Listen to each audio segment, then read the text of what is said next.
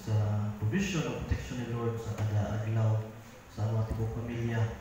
O salamat po sa Ginoo sa kaning opportunity po na gihatag niya na makadala ko sa iyang mensahe karon nga gabi. So kung natay mga Biblia, ato ang mablihon ni sa libro sa John chapter 13 verses 34 to 35. John chapter 13 verses 34 hangtod sa 35. Kung basahon sa Bisaya, verse 34, usa ka bagong sugo ang akong gihatag kaninyo, nga kamo maghigugmaay sa usa ug usa, sama nga gihigugma ko kamo, aron maghigugmaay usab kamo sa usa-usa. Tungod niini, ang tanang tawo mahibalo nga kamo akong mga tinun-an, kung kamo maghigugmaay sa usa ug usa. Magambot ta, Ginoong Dios nga lugyahanan, mo kang ginadayo Ginoo o ginasalamatan karon nga gabi. Amo ang gipangayo sa imong Ginoo ang kaalang nga langit nun nya mao'y maghatag ka na mo Ginoo kanang pagsabot sa pagpamanon sa imong pulong karon.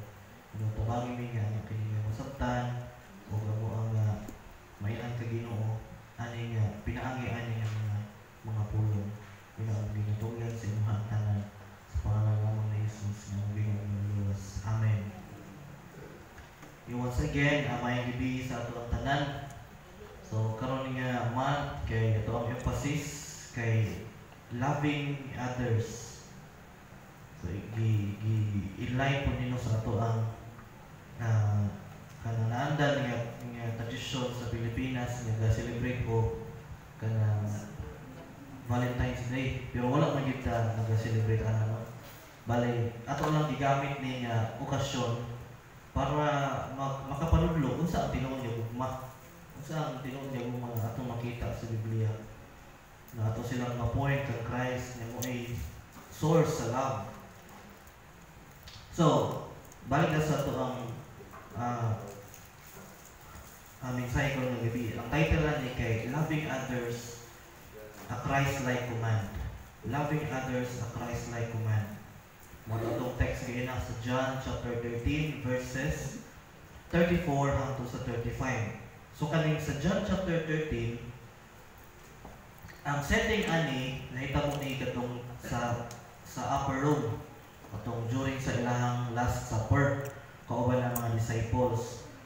Kanina chapter gipangalan ni sa uban upper room discourse kay naa diri ang mga series of teaching kaning sa John chapter 13 hangtod sa 17, series of teaching sa mga disciples during sa last supper before sa arrest o sa crucifixion of Jesus Christ. O kaning time si Jesus Christ humana niya giugasan ang tiil sa mga disciples, humana niya gipredict ang betrayal ni Judas o ang pag-deny ni Peter sa iyaha. Pero despite sa kanang kahibalo ba nga iluib siya ni Judas, despite sa kahibalo nga i-deny siya ni Peter, si Jesus Christ nagbilin siya og kanang bago nga commandment no bagong sugo ng iyang gihatag sa mga disciples unsa ni nga maghigugmaay sila sa usa-usa.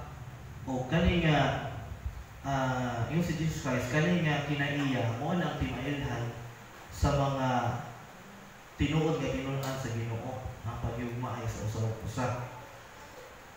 Atong makita ani nga passage niya si Jesus Christ naga-promote siya ba ang love is the heartbeat of kanang Christian life.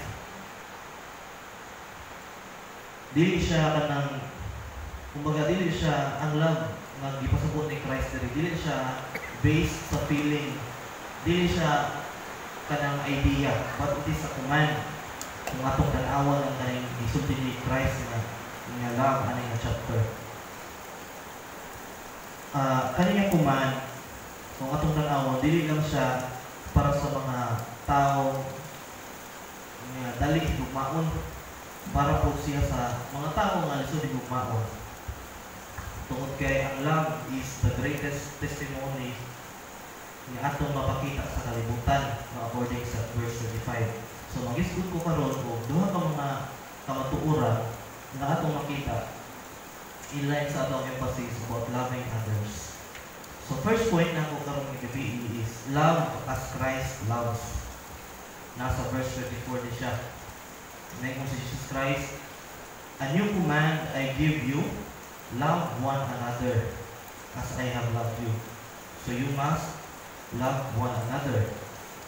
So, kaning one another diri, ginasulti ni Jesus Christ, dili siya kanang kuan ba? Ang point ni Jesus Christ is love one another sa imong mga fellow believers. No, kaya ang iyang audience ano nga tayo ang mga disciples man. No, kauban niya. Ano nga tayo mga disciples. So, mo ni ang kanang ilhanan nga mailhan ka nga tinuod ka ni Jesus Christ if naa ang love sa inyo ha. Tapos si Apostle John, iya po nagisulat sa iyang book sa 1 John. 1 John 4:21 ayon siya. He has given us this command. Si Jesus Christ. Ano siya? Anyone who loves God must also love their brother and sister. No, gibakapan siya ani nga kamatuoran ang kanina verse. Sa pagsulti ni Jesus Christ ani nga command, si Jesus nanghimo siya kanang nanghimo siya kanang group of people identified by love. No, ang kalibutan mo God, di ba lain-lain na grupo, ang uban mailhan sa ilang skin color, ang mga grupo nga mailhan sa ilang sinuotan, or sa ilang tribe, or sa the way sila manamit. Pero si Jesus Christ, naghimo siya group nga wala pa makitang sukad sa kalibutan. Kaniya group is identified by one thing, love. Ang ilahanan na matawag sila na tinunan ni Kristo, pinaagi sa love. So si Jesus Christ, nag-set siya ang ultimate example about love by giving Himself completely para sa tuwa. No, without condition o without limit. Anong klase nga love, walay condition o walay limit. Muna iyahang siya nga, love them as I have loved you. Nag-set siya ultimate niya example. Mura siya ka ng, kuan ba? Katulad ako sa, na-mention man ni Pastor sa unang katong salita na Hacksaw Ridge. Kita naman na Hacksaw Ridge. Kanang sundalo siya, si Desmond Doss. Nag-enlist siya sa army as a medic. Karon, ang ginabuli siya sa sulod sa army ba kasi mga kaubanan kay dili siya mahawid og kanang pusil. Mo man na dapat ang sundalo dapat na mawid pusil pero siya dili siya mahawid mo tong kulata siya dito. And then night time katong ginatawag og battle of Okinawa sa Japan. Ang ilang army na kuan ba na-pin down na sila sa cliff. Mo nang ginatawag og Hacksaw Ridge. Kuan kanang na overpower na sila sa mga Japanese soldiers. Ang iyang gibuhat kay dili man siya makasupol, ang iyang tumong to save lives. So ni sacrifice siya nibalik gid siya ba? Pili na unta siya mga takas pero nibalik gid siya sa battlefield. Mangita siya kisa pay buhi, kisa pay pilit tanggalan. Nya bisan og na-risk kay nalang boy mga Japanese soldiers nga sulisuroy na ba? Ipang dunggam na itong mga American soldiers bisa nakita na pero ila pang pagdunggam para makasure. So naghimo siya og kanang dakok na sacrifice para makaluwas ang record good kay nakaluwas siya 75 ka buong katawo. Kung wala siya ingatong nga heart, dili niya itong maluwas ang 75 ka tao. Usa siya kanang gamay lang ng example about sa atong pili na itong makuhaan ba o kanang illustration sa pamaagi sa pag-sacrifice sa usa ka tawo para sa uban. Wala na siya naguna-una pa mamatay siya diha o dili. Wala siya, naniguro siya paggalingon.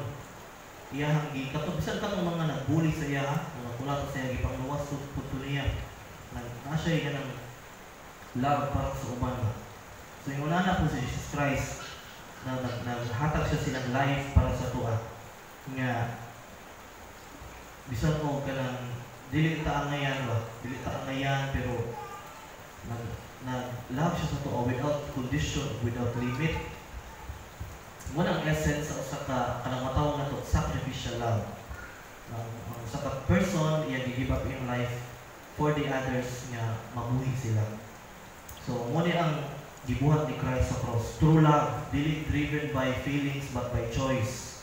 Ang gipakita ni Christ nga love dili based sa feelings, dili based sa idea, but by choice. Si Jesus Christ, He chose to love us bisan o dili ta angayan. O wala lang pabilin nga diha lang, He commands us to do the same para sa uban ng mga Christian brothers and sisters nato din sa Ginoo. So application ani sa atong relationships, sa atong family, sa mga friends, bisan sa mga strangers, we are called to reflect this kind of love, no Christ-like love sa uban. We are commanded nga buhaton na. Lisod gid siya. Labi na og kanang mga tawo nga kanang nakapasakit sa imuha. Mga tawo nga kanang nakahimong sala sa imuha ba? Dili gid basta-basta. Muna ang makabuhat ra gyud ani katulang na Ginoo sa ilang ginabuhi kay ang Holy Spirit may mamuhat sa imuha. Di kung normal ra ka tawo wala kay Ginoo, di mo na makaya. Mubalos to imong ka. Pero ang mga tinud-an ni Christ katong mga tinuod nga mga disciples mahibalan sila tungod sa ilang love. Na bisan og enemy nila, ilang gyapon hilugmaon. Muna ang first point ato makita na nagsugo si Christ to love others just as Christ loved us.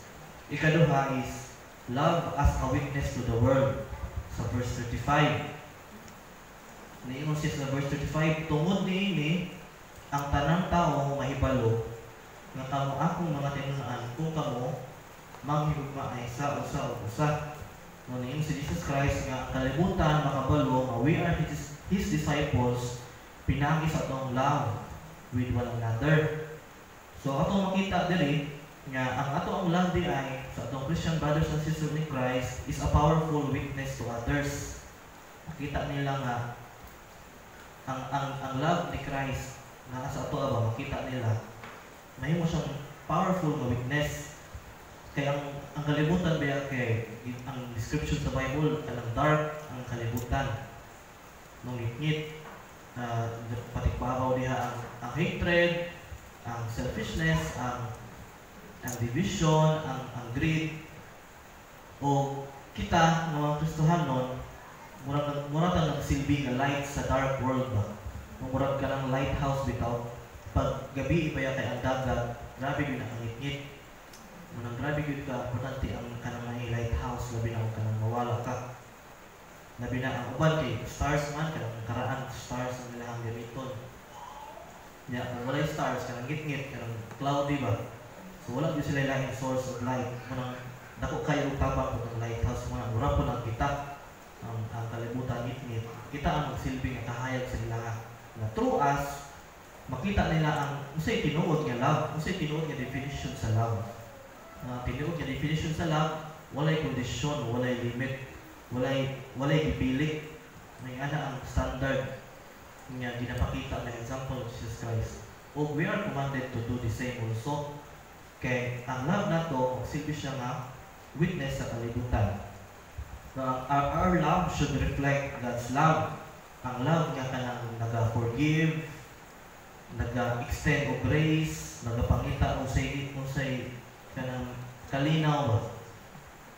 Naga-forgive, naga-extend og grace, ug nagapangita og kalinaw. Mo nang ginapangita nga love. Ngunta na patikbabaw pud sa ato unya pinaagiana kanang sa ato palangdaan action o sa ato pag-interact sa matang usa, makita na nila or makawitness na sa ilaha. No, muna atong dili man tama sa imong kay kanang ba akong una kay namang koy nangakaraan na sa pagpangalaga bitaw, karaan na kaayo sila sa pagkakristohanon, pero dili makita ang love bitaw sa ilaha. Dili sila makapasaylo, dili sila maka-extend of grace, nagadumot ba? Bisan og nangayon ang pasaylo ang sa kristohanon o ba simbahan, pero siya dili siya questionable ba? Ingon sa mga teacher doon na wala magigtay karapatan, or wala tay wala tay katungod nga makasulti sa iya ay kani nga tao dili iniluwas 100%. No, di kita maka-sure anak. Naalang tayo mga assumption na tataman. Pero di kita explicitly makasulti yun yung kanina tao, dili biniluwas. Di kita maka-period ba? Ang ginawa rin ang nahibalo sa iya, ha? Kita naalang tayo mga assumption. Base, mo tingali, siguro. Tungkol siya actions. Pero ang kita, mamagin ang reality sa Christian community na amang yung mga sa karaan na, pero wala transformation sa ilang heart. Mula sa outside, active kayo sila, pero sa pag-abot, i-test iyang attitude, iyang character, di na siya maka-extend ng forgiveness and grace sa uban. So kita, normal mag yun na, naamang yun na, bisan pa sa una, naamang yun na sa Bible, daghan man na. Pero kita atong pinaka-the best yun na ng buhat is to pray for him or her. Mula yun na atong pinaka mabuhat. So, akong i-wrap up nga, loving others is not a suggestion. No, again, it is a suggestion. Balay, dili ka makapili nga musunod or dili. No, dili sa suggestion, but it is a command gikan kang Jesus Christ mismo. No, kita as his followers, we are called to love as he loved. Kung sa yung klase nga love, selflessly, sacrificially, and unconditionally. Lisod siya buhaton, pero sa tabang sa Holy Spirit, ato yun ang makaya, ato na pakayon sa Ginoo. And when we do this, wala lang ka nakabuhat sa command ni Jesus Christ, but we also become a witness to the world. Makita nila si Christ sa tuwa. Ang atong love will become a reflection of His love. Ang atong atong pagtagad sa atong Christian brothers and sisters, mahimo na siya nga kanang reflection sa love ni Christ nga ato ang naangkon, nga ato mapasa po sa uban. And ang atong kalibutan desperately nagkinahanglan og tinuod nga definition sa love. Okay, ang kalibutan biya nato kay kanang nag-change jud ba? Nagkadugang, nagkalahi ang definition sa love. Ang nahitabo sa tao, mag-confuse na siya kung saan nga klase ni nga love ang iyang ipangita. But kita atong trabaho is to show them the real definition of love na makita lang ang Jesus Christ. So, ang challenge sa to is to let us love others as Christ has loved us. Mao ni ang pulong sa Ginoo ang tana na kanang napanalangin ta itong padayon nga iampo nga ato gyud nga makinabuhi. Dili man kita perfect 100% nya mabuhat nato, pero atong paningkamutan ubang sa tamang sa Ginoo nga ato gyud ni magbuhat nga kuman. Ang motive nato is for His glory alone. Let us pray.